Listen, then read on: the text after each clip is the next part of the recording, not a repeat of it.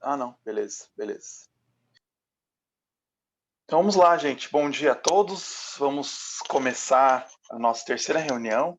E hoje a gente tem o Breno aqui com a gente, engenheiro civil, pós-graduando aí em pesquisa e sistemas multimodais, né? Um velho conhecido meu aqui, do Fernando também, que a gente gosta muito, né, dessas discussões de tecnologia.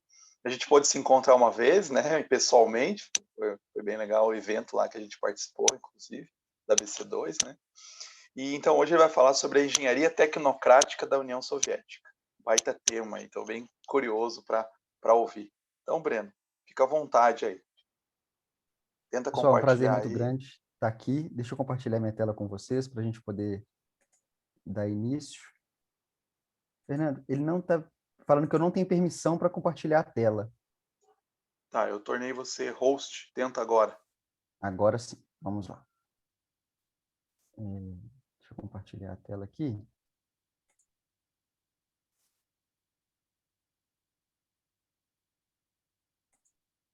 Deixa eu só...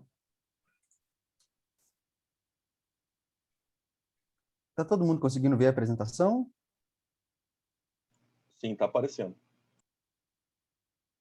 Então, vamos lá. Hoje eu agradeço imensamente pelo convite, da gente poder estar falando aqui um pouco sobre esse tema. É um tema que às vezes a gente acaba discutindo um pouco, mas chamou muito minha atenção recentemente, que é a característica que nós temos do governo na antiga União Soviética e de como a engenharia ela desempenhou um papel muito importante nesse governo. Para começar a nossa aula, eu queria só começar com uma questão que eu acho que é muito importante para a gente poder iniciar essa discussão, que é a seguinte pergunta: por que a União Soviética ela não pôde se beneficiar plenamente de seu impressionante início de modernização tecnológica? Desde o início da União Soviética, os líderes, os governantes, eles deram grande ênfase à tecnologia, eles lançaram programas de eletrificação, programas de industrialização, de construção de armas, que inspiraram até mesmo diversos observadores do Ocidente e alarmou muitas pessoas no que se tornaria aquela União Soviética. Os desenvolvimentos em solo soviético surgiram as maiores indústrias siderúrgicas, as maiores hidrelétricas do mundo. Então, ela teve um início assustador. Mas, ao mesmo tempo, a gente percebe, hoje em dia, olhando para trás, que algo levou à queda daquele sistema. Algo deu errado. E o objetivo nosso hoje é discutir um pouco o que a engenharia tem a ver com isso. O que a tecnologia tem a ver com esse ponto que levou a um erro, a queda da União Soviética. E eu queria começar, então, com uma frase muito interessante, que ela diz o seguinte: a fluência em práticas que não a engenharia pode fazer de alguém um engenheiro melhor. Essa frase ela é de Brad Kallenberg, e ele defende esse ponto de que o engenheiro ele precisa saber mais do que apenas engenharia, de que o engenheiro ele precisa saber mais do que apenas fazer. E hoje nós vamos ver o que isso tem a ver com a União Soviética. Eu acho que primeiro a gente precisa definir o que é tecnocracia.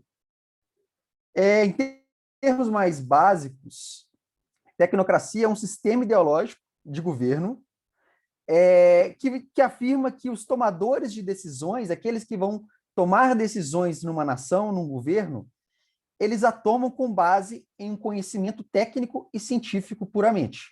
Ou seja, nós temos no governo um reducionismo científico e tecnológico no processo, então, de tomada de decisão, que impede que esses que estão tomando decisões, eles tenham uma visão ampla da sociedade, uma visão ampla dos problemas que se encontram na sociedade. Eu acho muito interessante essa frase de William Smith, que nós temos aí no slide, que foi um engenheiro californiano. Ele define tecnocracia como o governo do povo tornado efetivo pela agência de seus servos, os cientistas e engenheiros. Mas, a meu ver, isso é uma visão muito positiva da tecnocracia e que não é a realidade. Nós percebemos claramente que, quando temos uma tecnocracia, os cientistas e os engenheiros não são servos do povo, mas se tornam senhores que definem, a partir de uma visão estreita, aquilo que é certo e aquilo que é errado. Para a gente poder ver como isso se deu na União Soviética, eu queria trazer alguns projetos que foram construídos naquele período e que são de extrema relevância para a gente hoje. O primeiro deles é a estação hidrelétrica de Dnieper. Ela também foi conhecida como barragem de Dneprostroi, por causa da construtora que fez essa barragem. Se a gente for ver em termos técnicos, ela é até hoje a maior usina hidrelétrica do rio Dnieper, localizada na Ucrânia, e ela tem uma capacidade instalada hoje, atualmente, de 1.548 megawatts. Hoje pode parecer pouco, hoje nós temos usinas hidrelétricas com uma capacidade muito maior, até mesmo aqui no Brasil, mas se nós formos ver em termos da época que isso foi feito, esse é um projeto megalomaníaco. A estação ela foi planejada para fornecer eletricidade para várias plantas de produção de alumínio, uma planta de produção de ferro e aço de alta qualidade, que também iam ser construídas na mesma região que essa hidrelétrica ia ser feita. Essa construção ela tem início no ano de 1927 e ela vai começar a produzir eletricidade somente no ano de 1932, gerando, então, inicialmente, quando ela foi construída, aproximadamente 560 megawatts. A estação ela se tornou a maior usina hidrelétrica da União Soviética na época e a terceira maior usina hidrelétrica do mundo, ficando atrás apenas da represa de Hoover e da represa de Wilson Dam, nos Estados Unidos. No início, ali, meados dos anos 20, quando essa barragem ela foi planejada, nós temos um pouco diferente, porque o engenheiro ali ele ainda tinha condições de levantar algumas questões técnicas, de dar algumas opiniões no projeto, sem ser rotulado de traidor, de destruidor, daquele que é contra o governo. Ou um engenheiro estrangeiro, por exemplo, ele ainda poderia propor algumas mudanças nos planos de construção sem ser acusado de servir aos interesses de capitais estrangeiros. Ali no início dos anos 20 ainda existia essa possibilidade. Mas quando examinamos de perto essa construção, quando examinamos de perto esse projeto, nós percebemos que a decisão de construir essa barragem ela foi economicamente falha e foi ainda mais duvidosa quando nós tratamos em termos sociais, em termos éticos. Essa construção ela estabeleceu padrões que nós vamos perceber ao longo de outros projetos futuros, padrões de abuso de trabalho e abuso da população local. Nós vamos perceber, a partir desse projeto, uma clara desilusão dos trabalhadores que chegaram a uma época a confiar no governo, reduzindo, então, gradualmente o apoio ao governo soviético entre os trabalhadores e entre os camponeses. Tal foi o nível de abuso e pressão que os trabalhadores e os camponeses sofreram por causa dessa construção. Se todos os custos sociais e econômicos da barragem de Dnieper tivessem sido considerados com maior cuidado, os benefícios de uma única usina hidrelétrica enorme como essa, se eles tivessem sido comparados com, por exemplo, a construção de várias usinas pequenas, um caminho diferente podia ter sido tomado. Se a gente tivesse considerado uma forma diferente de fazer isso, talvez a gente tivesse tomado uma decisão diferente. E eu não estou dizendo isso como se essas alternativas mais desejáveis não tivessem sido apresentadas na época, porque elas foram.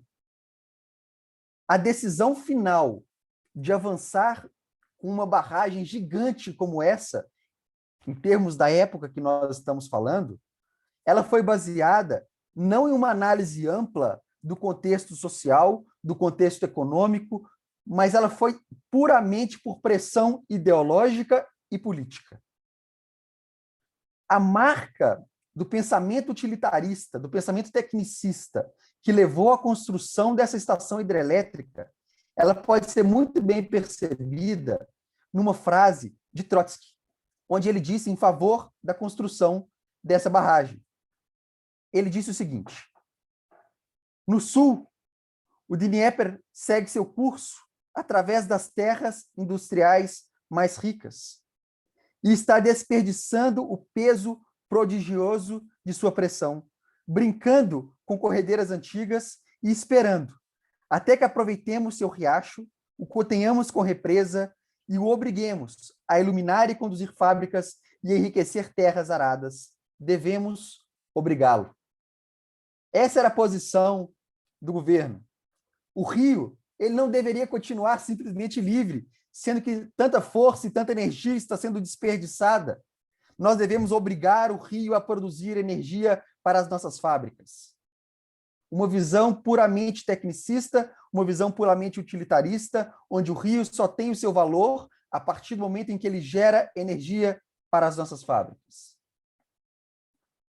Muitos engenheiros, dentre os quais nós podemos citar Peter Palczynski e Robert Clason, eles alertaram fortemente contra uma decisão precipitada de ir em frente contra a construção dessa barragem. Eles levantaram alguns pontos que eu queria passar com vocês aqui, que são totalmente contrários a esse projeto. Primeiro deles, o nível de água no rio Dnieper era inadequado para gerar eletricidade de dezembro a fevereiro. Imaginem um projeto desse tamanho sendo feito e de dezembro a fevereiro ele não serve para nada. Além disso, o fluxo normal da água ele era tão lento que as turbinas elas precisaram ser gigantescas e, por isso, caras. O investimento foi altíssimo. Eram as maiores turbinas que já foram construídas na época. Além disso, anos secos, que eram ocasionais, forçariam a dependência de usinas termoelétricas. Ou seja, um projeto desse tamanho não ia servir para muita coisa. Mesmo nos meses de verão, eles ainda eram dependentes das termoelétricas. A recomendação, por exemplo, do engenheiro Clason, na época, era de começar com a construção de uma ou duas usinas a vapor e foi expandindo à medida que a demanda de energia na região fosse surgindo, que se começasse com projetos menores e não com projetos tão grandes. Palczynski, que era outro engenheiro, e nós vamos falar dele um pouco mais para frente, advertiu o governo a não planejar enormes usinas hidrelétricas, como, por exemplo, essa de Dnieper, sem levar em conta a distância entre a geração, o local de geração de energia e os locais de transmissão, que era necessário para essa energia chegar aos demais locais, sendo que isso levaria a um alto custo de transmissão e um declínio de eficiência dessa energia, sendo que nós teríamos apenas um local concentrado de geração. Outro ponto interessante é que os planos de construção dessa usina eles já estavam em andamento antes que mapas geológicos, mapas hidrológicos, mapas topográficos completos tivessem sido preparados. Ou seja, como resultado, ninguém sabia o tamanho da área que uma barragem de 35 metros iria inundar. Para limpar a área, para construir o reservatório, mais de 10 mil moradores foram forçados a deixar as suas casas. E a maioria desses moradores, eram menonitas alemães, eram fazendeiros prósperos. A perda dessas terras agrícolas, que eram terras prósperas, eram terras de alta produtividade, a perda dessas terras não foi incluída nas estimativas de despesas para a construção da hidrelétrica de Dnieper.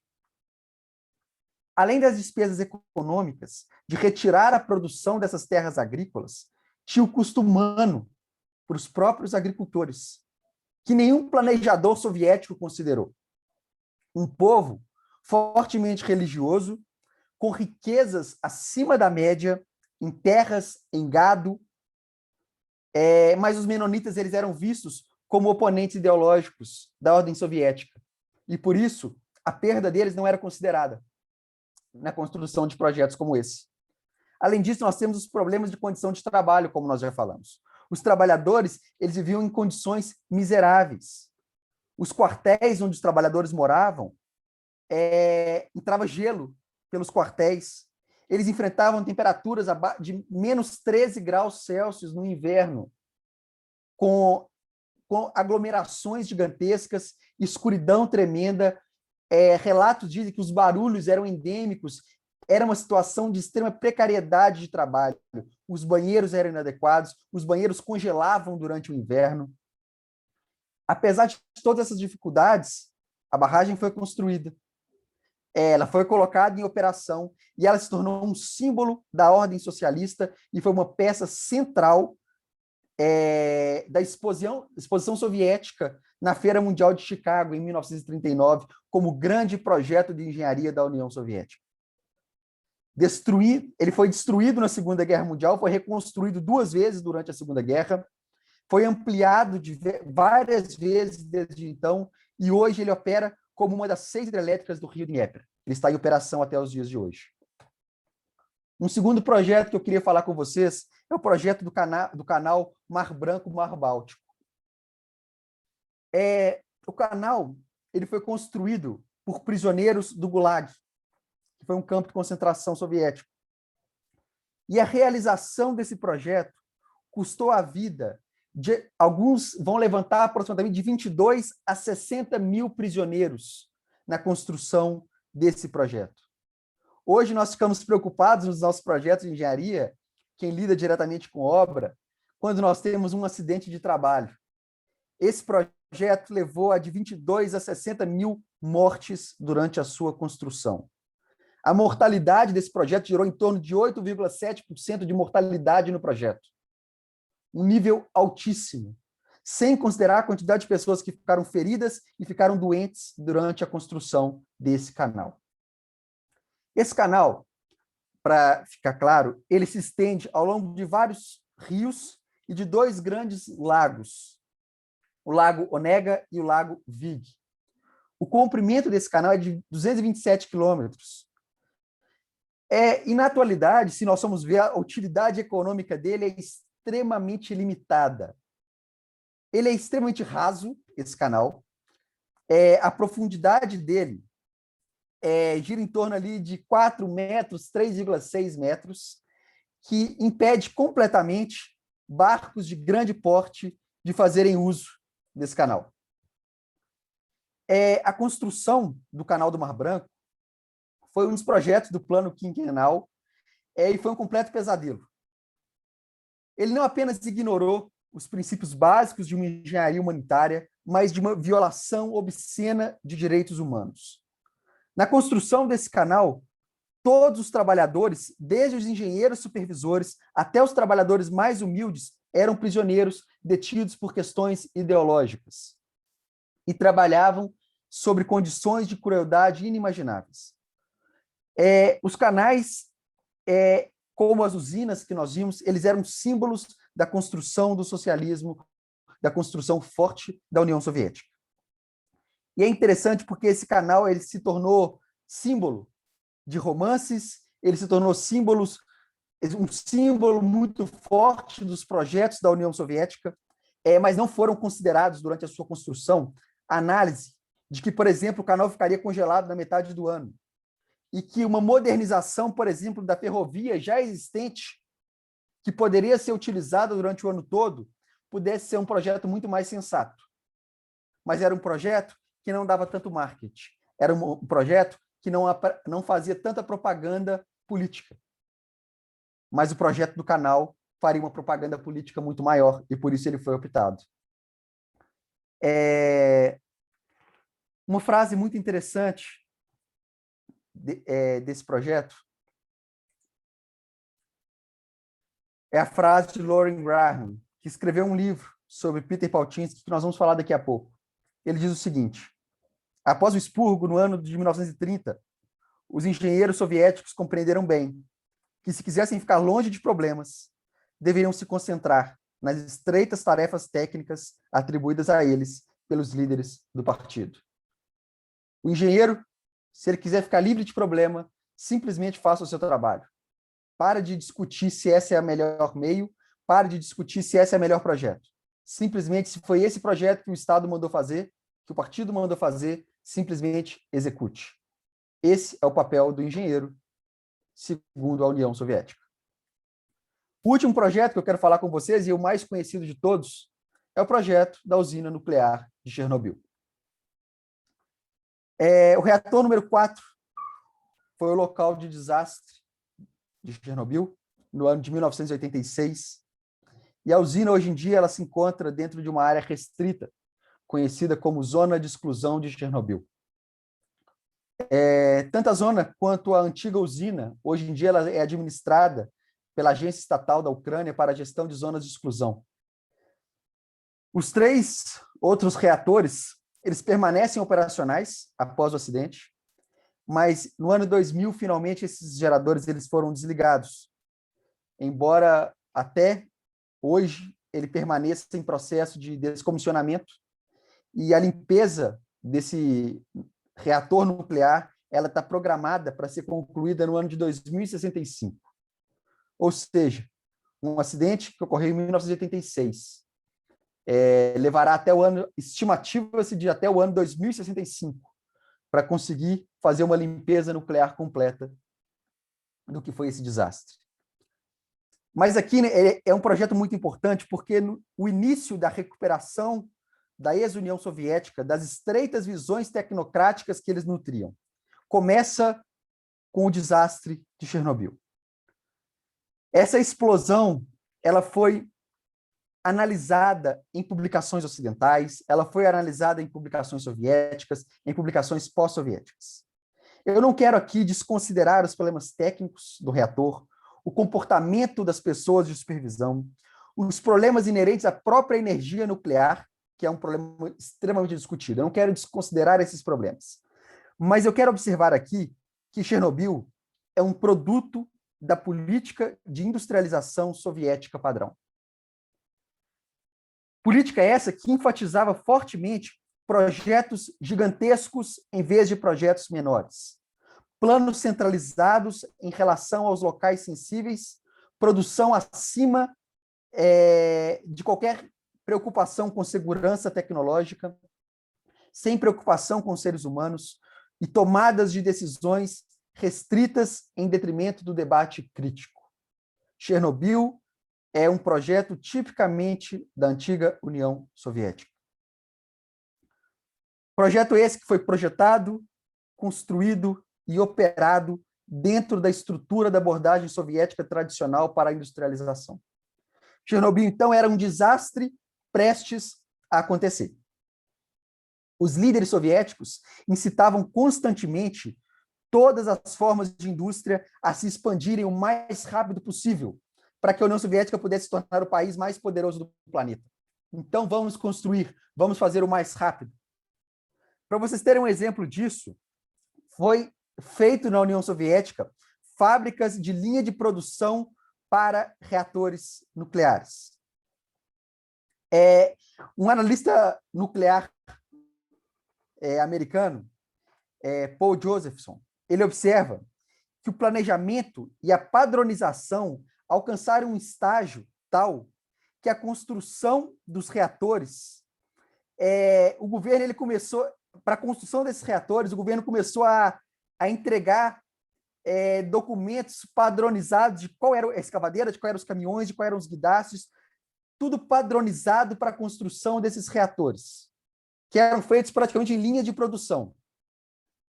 Essa política uniforme negligenciava as características únicas de cada local, como o nível de água subterrânea, densidade populacional, tipo de solo ou fundação rochosa, atividade sísmica da região, fatores que afetam e muito na decisão de construir um reator nuclear em detrimento do local e a escolha dos métodos de construção. Isso não era algo que poderia ser construído em linha de produção. Precisava-se analisar cada local, a possibilidade e o tipo de construção que seria feito. a energia nuclear ela é inerentemente uma tecnologia perigosa. Em qualquer país. E a União Soviética não é a única a ter sofrido com acidentes. Não obstante, a política soviética sobre energia nuclear transformou uma indústria arriscada em terrível. Agora eu queria falar com vocês um pouquinho, com base em tudo isso que nós vimos, esses projetos que nós vimos de engenharia, o que era o engenheiro, então, na União Soviética. Um engenheiro americano, certa vez, ele disse a respeito da União Soviética, ele esteve presente lá, em 1930, ele relatou: desde o início, recebi a nítida impressão de que havia medo no próprio ar em que o engenheiro russo respirava. E se ele respirou, não ousava exercer sua profissão com integridade. Era porque era julgado politicamente antes de ser aceito profissionalmente. Primeiro ponto, o trabalho do engenheiro. Nós percebemos claramente o medo generalizado que fazia com que os engenheiros evitassem qualquer polêmica. Eles paravam de levantar questões sobre segurança ou moradia dos trabalhadores, porque sabiam que essas questões iriam irritar os seus chefes diretores, que estavam preocupados principalmente em cumprir as cotas de produção estabelecidas para suas fábricas e suas minas. A formação dos engenheiros que se interessava deveria ser uma formação ampla, foi submetida ao estabelecimento de metas restritas e instrumentais para serem aprovados. Os professores das instituições de engenharia evitavam questões relacionadas com política, justiça social e se concentravam somente em questões técnicas. Na década de 30, a União Soviética treinou mais engenheiros do que qualquer outro país no mundo. No entanto, esses engenheiros, com uma visão notavelmente restrita, circunstrita, objetivava apenas aumentar a produção em negligência a todos os demais fatores. A educação que esses novos engenheiros produzidos na União Soviética gerava era simplesmente uma educação restrita. Nós vemos claramente aqui o problema da superespecialização.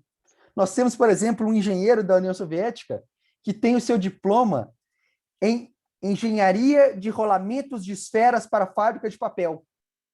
Essa era uma graduação